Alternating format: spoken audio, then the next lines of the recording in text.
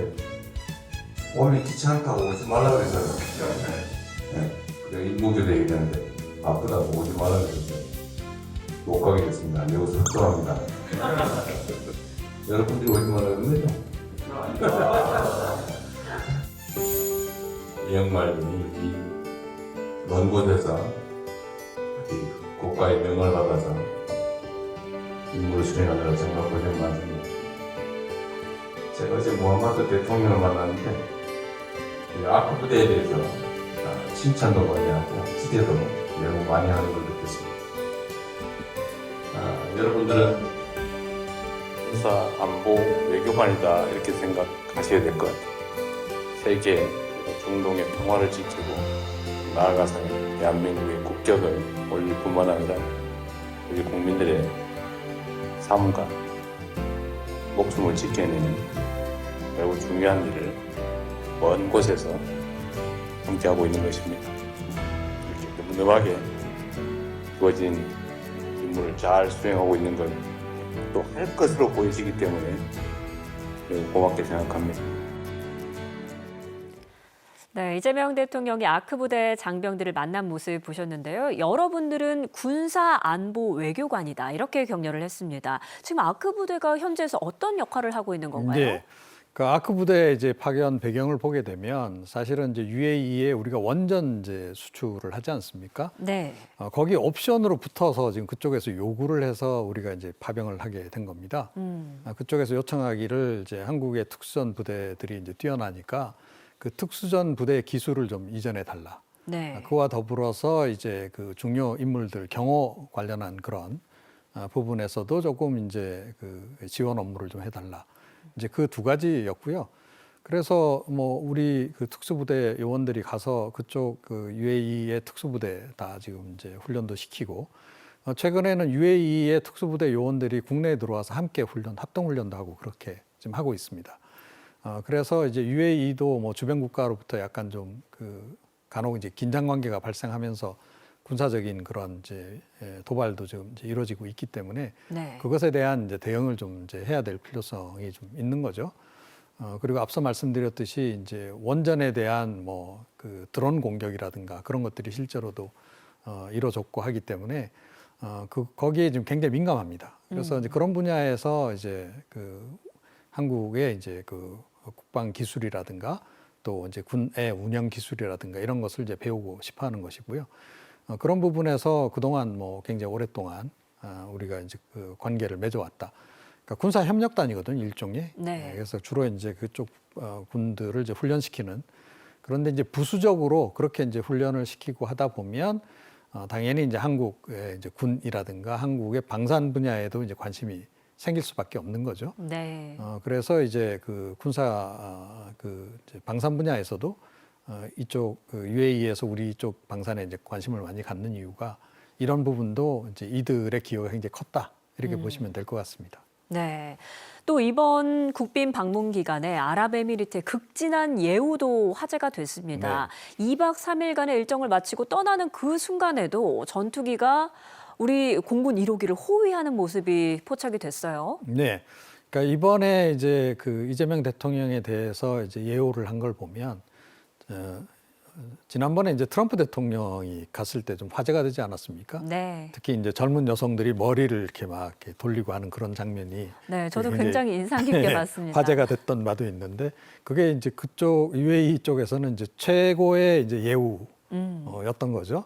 네. 그런데 이번에 이제 당연히 이제 그 우리 1호기 그 호위도 했을 뿐만 아니라 또 젊은 여성들이 나와서 또 머리 이렇게 또 하는 그런 퍼포먼스도 선보이고 그래서 트럼프 대통령이 그 방문했을 때 거의 같은 급의 예우를 했다. 네. 그 얘기는 이제 그만큼 이제 한국이 중요하다라고 이제 그 인식을 하고 있기 때문에 이제 그런 이제 그 예우가 이루어지는 거고요. 그만큼 우리나라의 이제 그 국가의 국격이 많이 상승됐다.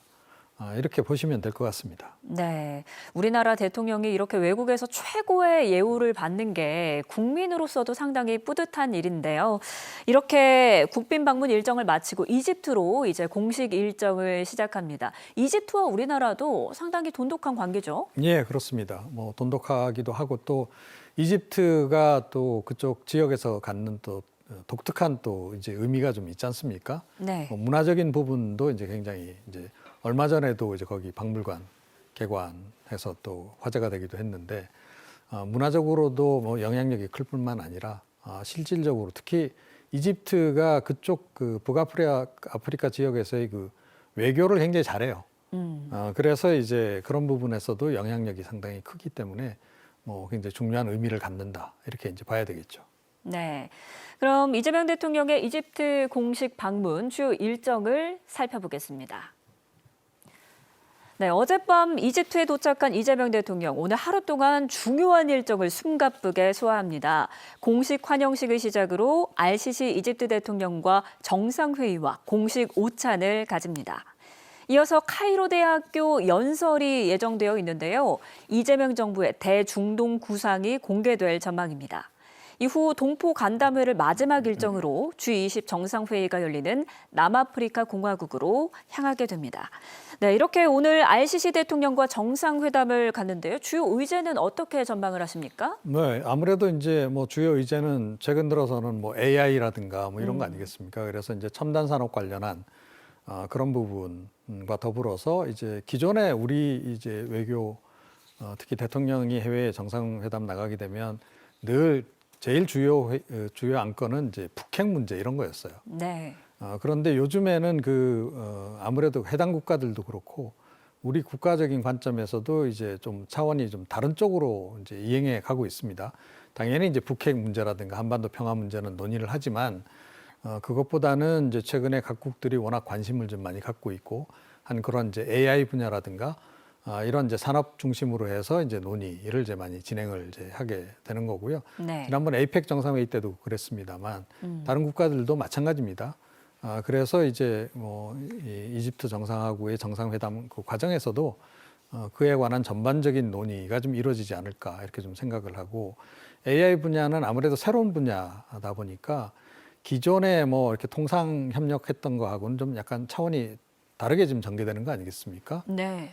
그리고 이제 그들 국가들도 다 관심을 갖는 게 뭐 AI 관련해서 이제 데이터 센터를 어떻게 구축하고 그와 관련해서 반도체를 어떻게 확보하고 GPU를 어떻게 확보하고 뭐 이런 게 이제 초미의 관심사란 말이에요.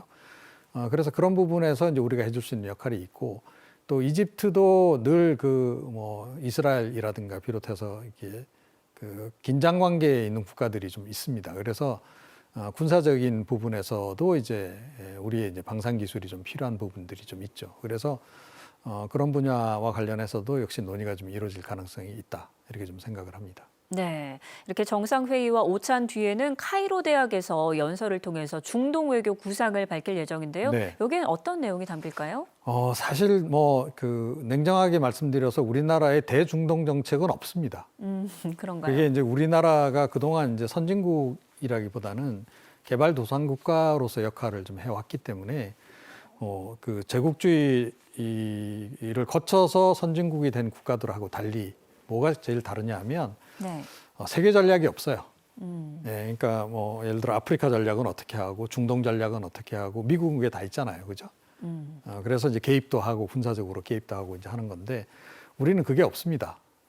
이제 한 번도 그런 역할을 해본 적이 없기 때문에 그런데 이제는 우리가 그런 역할을 좀 해야 될 상황이 지금 되고 있는 거예요. 네. 몸집이 그만큼 커진 거죠. 그래서 이제 저도 개인적으로 지금 이번에 대중동 전략이 어떻게 나올지 굉장히 관심이 좀 갑니다. 그래서 네. 미국이 굉장히 적극적으로 개입하고 있는데 과연 미국하고 동일한 기조로 갈 건지 아니면 우리는 조금 달리 갈 건지 뭐 EU하고 보조를 맞출 것인지 이런 부분과 관련해서도 이제는 우리가 선택을 해야 되고 우리 목소리를 내야 되는 상황이거든요. 네. 그래서 이제 어떤 메시지가 나올지 좀 두고 보긴 해야 되겠는데 뭐 기대 반 약간 또 이게 처음이다 보니까 혹시 또 이게 기대에 좀 못 미치지 않을까 하는 그런 이제 우려 반 이렇게 좀 지켜보고 있습니다. 네, 기대 반, 우려 반이다 이렇게 설명을 네. 해주셨는데 이집트 순방 후에는 아프리카에서 열리는 G20 정상회의에 참석을 합니다. 말씀해 주신 것처럼 아프리카 외교 역시 처음입니다. 네. 이번에 아프리카 외교는 왜 중요하고 또 이번에 어떤 메시지를 내놓을까요? G20 회의가 아프리카에서 열리는 게 처음입니다. 예. 예, 그러니까 뭐 아프리카 국가들 중에 이제 워낙 이제 뭐 선진국들이 별로 없다 보니까 이제 그런 거고 이제 이번에 이제 어찌 됐건 이제 그쪽 지역에서 이제 열리기 때문에 그쪽 관련 국가들도 이제 다 이제 참여를 할 것으로 보여요. 우리 입장에서 뭐 이제 아프리카가 중요한 이유는 일차적으로는 공급망이죠. 네. 예, 이게 뭐 비단 우리나라뿐만 아니고 미국이라든가 중국도 이제 초미의 관심을 갖고 계속 이제 아프리카 투자를 하면서 공급망 확보를 하기 위해서 노력을 했는데 그 관련해서는 워낙 이제 이쪽에 자원 부국들이 많잖아요. 그래서 그 자원을 선점하기 위한 경쟁이 굉장히 이제 치열한 그런 그 상황인데 우리도 이제는 뭐 거기에서 이제 빠질 수가 없는 상황이거든요. 특히 뭐 2차 전지에 필요한 뭐 리튬이라든가 이런 거는 뭐 그쪽에서 워낙 많이 나기 때문에 중국만 바라볼 수도 없는 거고. 그래서 이제 중동으로 그러니까 중동 넘어서 이제 그 아프리카 쪽으로까지 우리가 이제 공급망을 전반적으로 우리가 확보해 나가야 되는 이제 그런 상황이기 때문에 이번에 안 그래도 의제도 지금 그거로 돼 있어요. 이게 네. 글로벌 차원에서 워낙 이제 공급망 문제가 이슈가 되고 있기 때문에 그렇기도 하고 우리 국가 차원에서도 공급망 확보하기 위한 그런 어떤 인적 네트워크를 만드는 그런 이제 결정적인 계기로 좀 삼아야 되는 그런 그 상황입니다.